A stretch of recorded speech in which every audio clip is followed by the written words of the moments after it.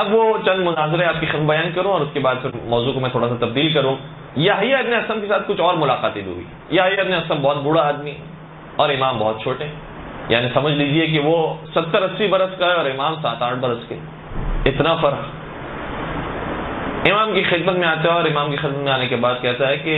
یہ اپنا رسول اللہ، ظاہراً یہ جملے ہیں کہ واللہ خدا کی قسم میرے ذہن میں کچھ سوالات ہیں میں کرنا چاہتا ہوں، لیکن کان واللہ لاستحیی منک، ظاہراً یہ جملے ہیں. کہتا ہے کہ لیکن مجھے شرم آتی ہے کہ میں آپ سے کیسے سوالات کروں. یعنی یہ کہنا چاہ رہا ہے کہ میں اتنا بڑا عالم دین، اتنا بڑا صاحب منصب، اور آپ اتنی چھوٹی عمر کی، آپ سے میں کیسے سوال کروں، مجھے یہ سوال کرنے میں شرم آ رہی ہے. امام نے ارشاد فرمایا کہ کیا میں تیرے سوال کا خود ہی اظہار کر دوں؟ کہا کہ آپ بتا سکتے ہیں کہ میرے ذہن میں کیا سوال ہے. امام نے ارشاد فرمایا تسألنی عن الامام، تو سوال کرنا چاہتا ہے کہ امام کون ہے. کہنے لگا ہوا ھذا، واقعا میرا یہی سوال ہے کہ اس زمانے کا امام کون ہے. فرمانے لگے انا ہوا، میں ہی تو وہ امام ہوں.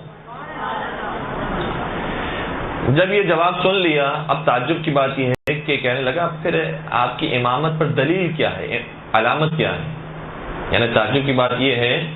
کہ دیکھ رہا ہے کہ میرے دل کی بات انہوں نے اپنی زبان پر جاری کر دی ہے، اب اس سے بڑی دلیل کی کیا ضرورت ہے، علامت کی کیا ضرورت ہے. لیکن پھر بھی یہ کہتا ہے کہ آپ بتائیے کہ آپ کے امام ہونے کی کیا دلیل ہے، ما علامت ہو، اس کی علامت کیا ہے. اب امام خاموش رہے، امام کا عصا بولنے لگا، اور امام کے عصا سے آواز آئی ان مولایا امام هذه الزمان، یا هذا الزمان، یاد رکھ جو میرا مولا اور آقا ہے وہ اس زمانے کا امام ہے اور وہ حجت خدا ہے. اور جس طریقے سے عصائے موسیٰ جناب موسیٰ کی نبوت پر مہر بنتی ہے، اسی طریقے سے عصائے امام تقی کی امامت پر مہر بنتی ہے.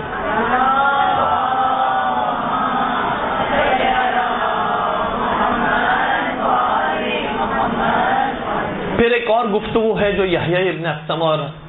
امام کے درمیان ہوئی ہے، اور اس گفتگو کے بعد ہم ایک تھوڑے سے نئے موضوع کی طرف جائیں گے. یحییٰ ابن اسم جب آتا ہے امام کی خدمت میں تو ایسے سوالات کرتا ہے، اور نہیں معلوم کہ اب یہ اس واقعے سے پہلے کا واقعہ ہے یا اس کے بعد کا واقعہ ہے، اور یہ ثابت کرنے کی کوشش کرتا ہے کہ آپ کو جو آپ یہ کہتے ہیں کہ آپ امام وقت ہیں، آپ کو امامت ملی ہے، تو بظاہر تو روایات سے یہ ثابت نہیں ہوتا. روایتوں کے اندر تو یہ بات موجود ہے کہ جیسے اہل سنت حق پر ہیں، اور پھر خلیفہ اول خلیفہ ثانی کے بارے میں وہ جو روایتیں موجود ہوتی ہیں بیان کرنا شروع کرتا ہے.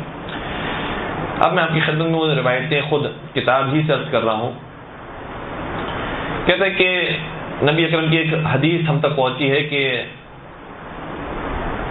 نبی اکرم کے اوپر جبرائیل امی نازل ہوئے اور یہ پیغام لے کر نازل ہوئے کہ خدا نے آپ پر سلام بھیجا ہے اور ایک سلام خلیفہ اول کو بھی دیا ہے. اس زمانے میں تو خلیفہ نہیں تھے، لیکن میں بات کو پہنچانے کے لیے آپ تک عرض کر رہا ہوں کہ وہ جو بڑے بزرگ ہیں ان تک یہ پیغام پہنچایا کہ آپ پر بھی پروردگار کا سلام ہو. اور پھر رسول اکرم سے یہ بھی فرمایا کہ اے رسول آپ ان سے سوال کیجئے، سل ابا بکر هل هو عنی راض فانی عنہ راض، آپ ان سے معلوم کیجئے کہ کیا یہ خدا سے راضی ہیں، خدا تو ان سے راضی ہے. اتنا بڑا مقام ان کا کہ خدا ان سے سوال کر رہا ہے کہ کیا آپ خدا سے راضی ہیں، جبکہ خدا آپ سے راضی ہے.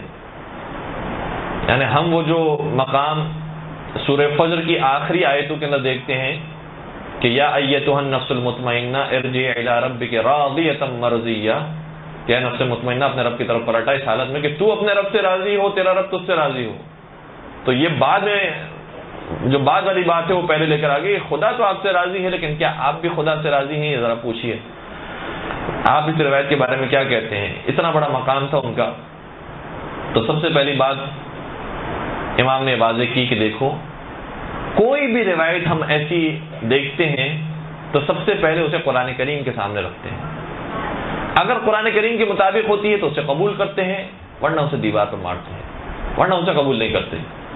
اور جو سنت متواترہ ہے جس کو آپ بھی مانتے ہیں ہم بھی مانتے ہیں متفق علیہ ہے اس پر رہ کر ہم گفتگو کرتے ہیں. اگر اس کے مطابق کوئی روایت ہوتی ہے تو اسے مانتے ہیں ورنہ قبول نہیں کرتے.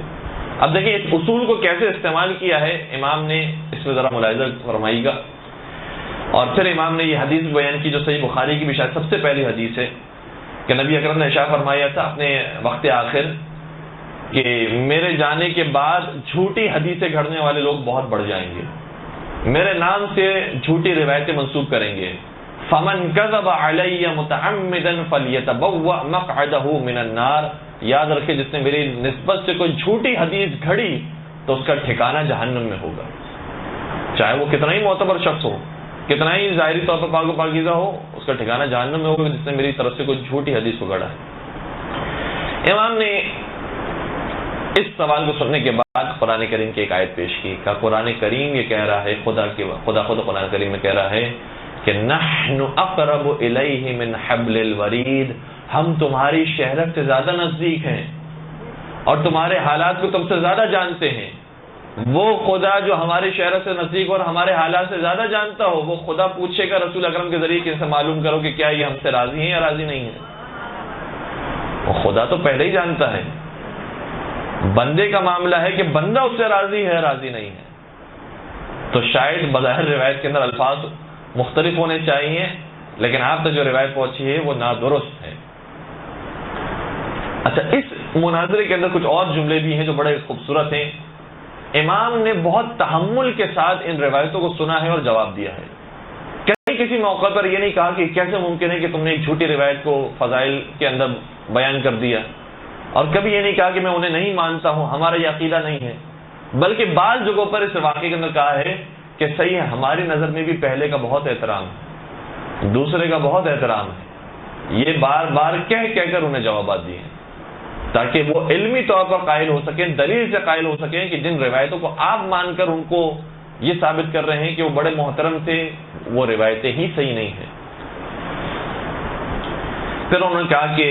ایک اور روایت بھی ہے نبی اکرم کی کہ ارشاد فرمایا ان مثل ابی بکر و عمر فی الارض کمثل جبرائیل و میکائیل فی السماء, کہ پہلے اور دوسرے کی زمین میں مثال ایسی ہے کہ جیسے جناب جبرائیل اور جناب میکائیل کی مثال آسمانوں میں ہے.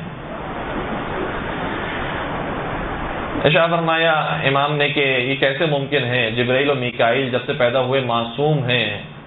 وہ آسمانوں پر ہیں, حکم خدا کی کبھی نافرمانی نہیں کی انہوں نے, سب سے بڑے مقرب فرشتے ہیں جن کی زندگی کا کبھی کوئی ایک لمحہ نافرمانی میں نہیں گزرا, اور جن دو کی تم بات کرتے ہو ان کی زندگی کا آدھا حصہ تو شرک میں گزرا ہے.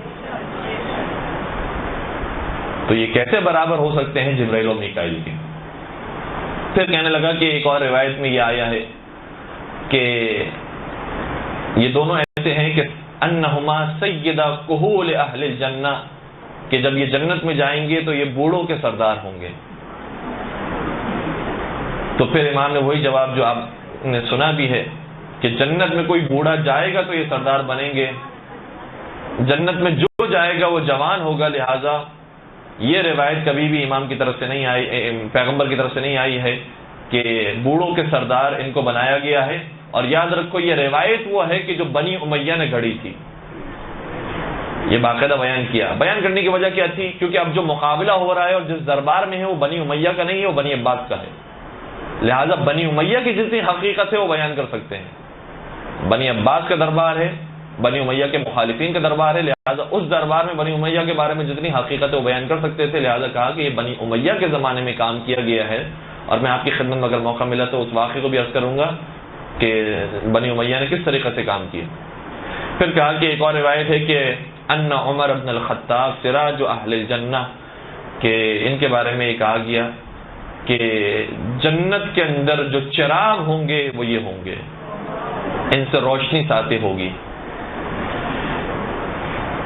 تو امام نے شاہ فرمایا جنت کے اندر صرف یہ نہیں ہوں گے, اگر یہ ہوں گے بھی تو بھی انبیاء کرام پہلے ہوں گے,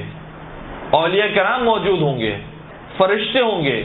ان میں سے کسی کے بھی چراغ سے کوئی روشنی نہیں ہوگی اور ان کے چراغ سے روشنی جاری ہوگی. یہ تو عجیب بات ہے. تو یہ تو ایسا ہو گیا کہ پھر انبیاء سے بھی آپ نے ان کو افضل قرار دے دیا, جو آج کل خود ہمارے اوپر جو اعتراض کیا جا رہا ہے. تو یہ اس روایت سے خود اہل سنت کے اوپر اعتراض ہوتا ہے کہ انبیاء سے بھی آپ نے زیادہ فوقیت دے دی ہے ان کو کہ جنت میں جو چراغ ہوں گے وہ یہ ہوں گے۔ پھر ایک اور روایت انہوں نے بیان کی کہ نبی اکرم نے ارشاد فرمایا ان السکینۃ تنطق علی لسان عمر، کہ جب یہ بات کرتے ہیں تو ان کی زبان سے سکون اور اطمینان جاری ہوتا ہے، اور ان کی باتیں سننے کے بعد انسان سارے جوابات کو لے لیتا ہے اور قانع ہو جاتا ہے، پھر کوئی سوال ذہن میں نہیں رہتا۔ پھر امام نے ارشاد فرمایا اگر تم یہ کہتے ہو کہ واقعاً یہ کوئی حقیقت رکھتی ہے تو ان سے زیادہ افضل تو تمہاری نگاہ میں وہ پہلے تھے، دوسرے کے مقابلے میں پہلے تمہاری نگاہ میں افضل ہیں۔ جبکہ وہ پہلا جب ممبر پر آیا تو ممبر پر آنے کے بعد یہ کہتا ہے کہ ان لی شیطانا یعترینی فاذا ملت فسددونی، وہ ممبر پر آنے کے بعد یہ کہنے لگا تھا کہ میرے ساتھ ہمیشہ شیطان ہوتا ہے، اگر میں کوئی غلط بات بیان کر دوں تو میری اصلاح کر دیا کرو۔ تو جو افضل ہے وہ آنے کے بعد یہ کہے کہ میرے ساتھ شیطان ہوتا ہے اور مجھ سے غلطیاں ہو جاتی ہیں، میری زبان سے غلط باتیں نکل جاتی ہیں، اور دوسرا ایسی باتیں کہیں کہ اس کے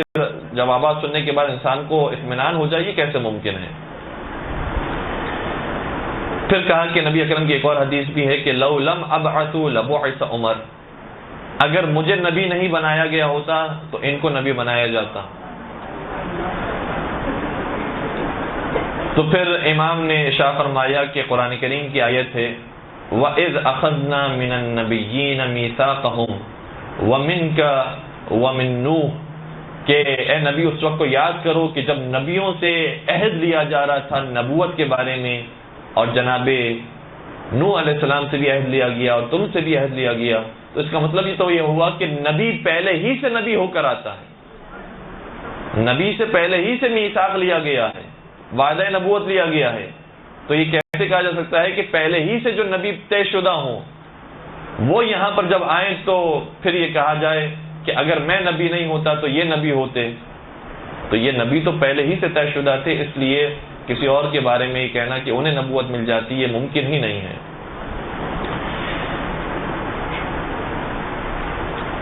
ایک درود پڑھ دیجیے گا محمد وعلیہ السلام۔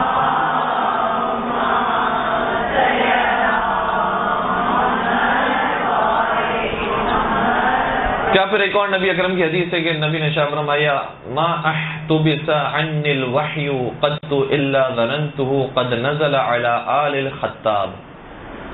کبھی کبھار وحی مجھ پر نازل ہوتی تھی لیکن منقطع ہو جاتی تھی، اور ایک طویل عرصے تک وحی نازل نہیں ہوتی تھی، تو میں یہ سوچا کر، نبی اکرم کے بارے میں نعوذ باللہ یہ کہا جا رہا ہے کہ نبی اکرم ہمیشہ فرماتے ہیں میں سوچتا تھا کہ شاید یہ وحی مجھ پر نازل نہیں ہو رہی ہے بلکہ اس دوسرے پر نازل ہونا شروع ہو گئی۔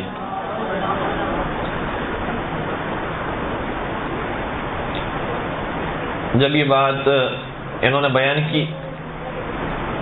تو پھر امام نے قرآن کریم سے آیت پیش کی کہ قرآن کریم نے کہا ہے کہ اللہ یصطفی من الملائکۃ یصطفی من الملائکۃ رسلا ومن الناس، کہ پروردگار نے ملائکہ میں سے اور لوگوں میں سے رسولوں کو چن لیا ہے، یعنی ملائکہ میں سے مقربین کا انتخاب کر لیا ہے اور عام انسانوں میں سے رسولوں کا انتخاب کر لیا ہے۔ تو جب انتخاب خدا نے پہلے ہی سے کر لیا ہے تو کیسے ممکن ہے کہ خدا اپنے انتخاب میں غلطی کرے؟ غلطی نہیں ہو سکتی کہ یہاں وحی نازل ہونا چاہیے تھی اور اس کے بعد غلطی سے دوسری جگہ وحی نازل ہونا شروع ہو جائے۔ پھر کہا کہ ایک اور حدیث نبی اکرم صلی اللہ علیہ وسلم تک پہنچی ہے کہ لو نزل العذاب لما نجا منہ الا عمر، اگر عذاب نازل ہو جائے تو کوئی نجات نہیں پا سکتا سوائے اس کے، اور شاید الٹی ہونی چاہیے تھی حدیث کہ سب نجات پا سکتے ہیں۔ تو امام نے شاہ فرمایا کہ یہ بات بھی قرآن کریم کی آیت کے خلاف ہے، کیونکہ قرآن کریم میں یہ آیت موجود ہے کہ وما کان اللہ لیعذبہم وانت فیہم، کہ خدا کبھی عذاب نازل کر ہی نہیں سکتا جب تک اے رسول آپ ان کے درمیان موجود ہیں۔ وما کان اللہ معذبہم وہم یستغفرون، اور خدا کبھی عذاب نازل ہی نہیں کر سکتا جب تک یہ لوگ استغفار کر رہے ہیں۔ تو جب تک نبی موجود تھے اور نبی اپنی زبان سے جملے جاری کریں تو یہ تو قرآن کی آیت کے خلاف ہے کہ نبی کی موجودگی میں جب عذاب آ ہی نہیں سکتا تو کیسے نبی ارشاد فرما سکتے ہیں کہ اگر عذاب آ جائے تو سب ہلاک ہو جائیں گے سوائے ان کے؟ یہ ممکن ہی نہیں ہے۔ اب اس کے اندر چند ایک نقطے ہیں اس کو بیان کریں اور پھر ہم اس موضوع کو مزید آگے بڑھائیں کہ دیکھیں امام نے ان کے ایک ایک سوال کو سنا اور بڑے تحمل کے ساتھ جواب دیا، اور اکثر کا جواب آپ نے دیکھا کہ قرآن کریم کی آیت سے دیا۔ تو ایک بات تو یہ ہے کہ ہمیں یہ کوشش کرنا چاہیے، اور یہ سب سے پہلے ہمارے لیے بات ہے کہ جب جواب دیں اہل سنت کو، جو مسلمانوں کی مشترک کتاب ہے جس کو سب مانتے ہیں اور کلام الہی ہے، اس سے جواب دیا جائے، قرآن کریم سے جواب دیا جائے۔ دوسری بات یہ ہے کہ کچھ باتیں ایسی ہیں کہ جو ان کے یہاں بھی متفقن علیہ ہے، ان متفقن علیہ باتوں کو بھی استعمال کیا جا سکتا ہے انہی کے حوالے سے، انہی کے خلاف۔ مثال کے طور پر خود اہل سنت یہ تسلیم کرتے ہیں کہ خلیفہ اول ہوں، خلیفہ ثانی ہوں یا دوسرے افراد ہوں، ان کی زندگی کا اکثر حصہ بت پرستی میں گزرا ہے، شرک میں گزرا ہے، انہوں نے سجدے کیے ہیں بتوں کے آگے، اور جب یہ ایمان لے کر آئے ہیں یا اسلام لے کر آئے ہیں اس وقت انہوں نے سجدہ کرنا شروع کیا ہے خانہ کعبہ کی طرف رخ کر کے، ورنہ اس سے پہلے تک یہ بتوں کو پرستش کیا کرتے تھے۔ تو یہ خود جب تسلیم کر رہے ہیں کہ ان کی زندگی کا اکثر حصہ شرک کے ساتھ گزرا ہے اور کفر کے ساتھ گزرا ہے، تو پھر ان کے یہ فضائل بیان ہی نہیں ہو سکتے ہیں کہ یہ شروع سے معصوم تھے، ان کو عہدہ الہی حاصل تھا، ان کو نبی اکرم نے پہلے ہی انتخاب کر لیا تھا، یہ فضائل بیان ہی نہیں ہو سکتے۔ اور ہم جس امام کو مانتے ہیں اس کی ولادت ہی خانہ کعبہ میں ہوئی ہے۔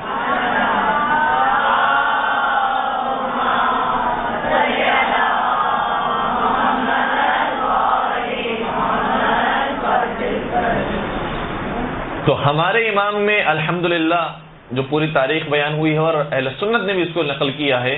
اور تسلیم کرتے ہیں۔ اب اس دفعہ خود ٹیلی ویژن پر بھی یہ بات آئی اور اعتراض کیا کہ ہمارے یہاں بھی یہ متفق علیہ بات ہے کہ مولا کائنات وہ واحد انسان ہے جن کی ولادت خانہ کعبہ میں ہوئی ہے، اور انہوں نے کبھی اپنے سر کو نہیں جھکایا ہے اور کبھی سجدہ نہیں کیا ہے سوائے حقیقی معبود کے، بتوں کے سامنے کبھی سجدہ نہیں کیا ہے۔ تو یہ فضائل ائمہ کے بارے میں تو بیان ہو سکتے ہیں، مولا کائنات کے بارے میں تو بیان ہو سکتے ہیں، لیکن اور کسی شخصیت کے بارے میں بیان نہیں ہو سکتے، چاہے کوئی خلافت کو بعد میں حاصل کر لے، چاہے کوئی صحابیت کے درجے کو اپنے کاندھوں پر سجا لے۔ صحیح ہے کہ اگر اہل کردار ہیں تو وہ اپنے مقام پر اہمیت رکھتے ہیں، لیکن اس سے وہ شان ان کی پیدا نہیں ہو سکتی کہ جو ان کی سابقہ زندگی تھی ان کو ہم صحیح شمار کریں، جبکہ وہ خود اس بات کے قائل تھے کہ ہم نے زندگی کا اکثر حصہ شرک کے ساتھ گزارا ہے۔ درود پڑھ دیجئے محمد و آل محمد۔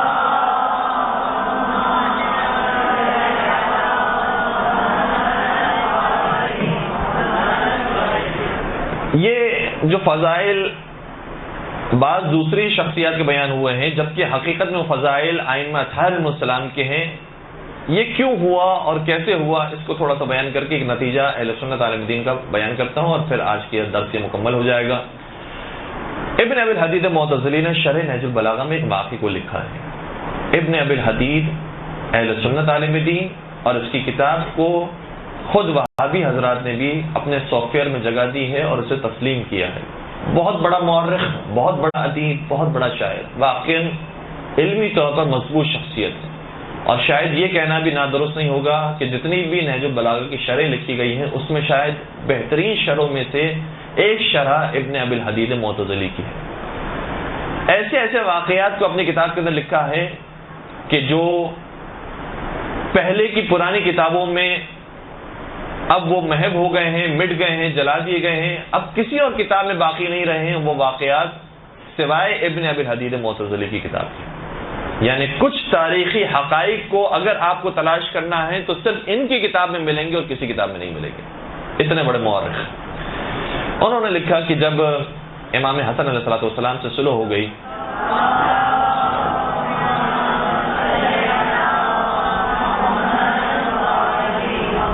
اور حاکم شام کو خلافت حاصل ہو گئی اور حکومت حاصل ہو گئی، تو حاکم شام نے اب یہ کام کیا کہ اپنے سارے گورنروں کو خط لکھا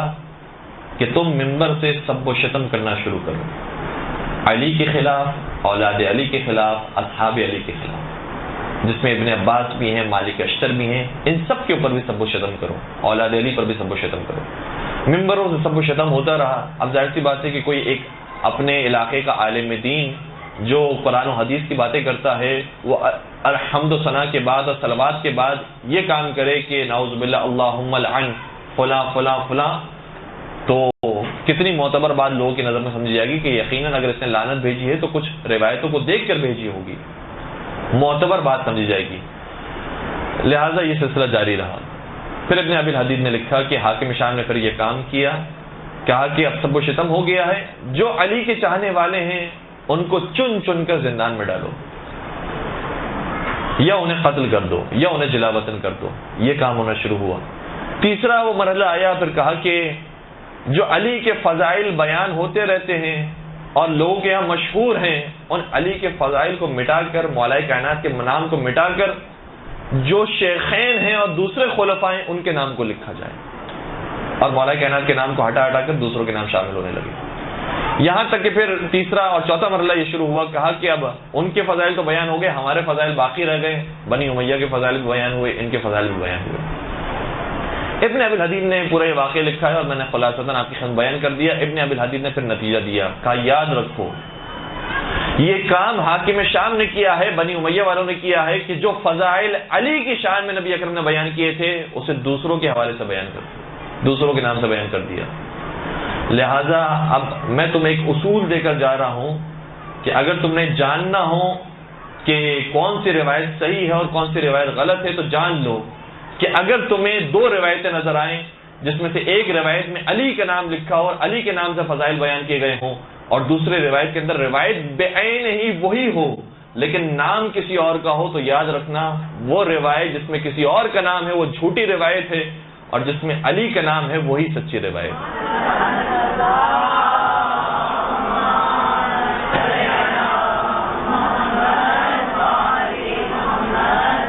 اس پروردگار سے دعا کرتے ہیں کہ ہمیں زندگی اور موت کے وقت محبت محمد و آل محمد کے ساتھ رہنے کی توفیق نصیب فرما، اور سیرت محمد و آل محمد پر چلنے کی توفیق نصیب فرما. زمانے کے امام کے ظہور میں تعجیل فرما، ان کے عاشقین جانثاروں میں ہم سب کا نام شامل فرما. ربنا تقبل منا انک انت السمیع العلیم وتب علینا انک انت التواب الرحیم برحمتک یا ارحم الراحمین. برحمتک یا ارحم الراحمین. وصلی اللہ علی محمد و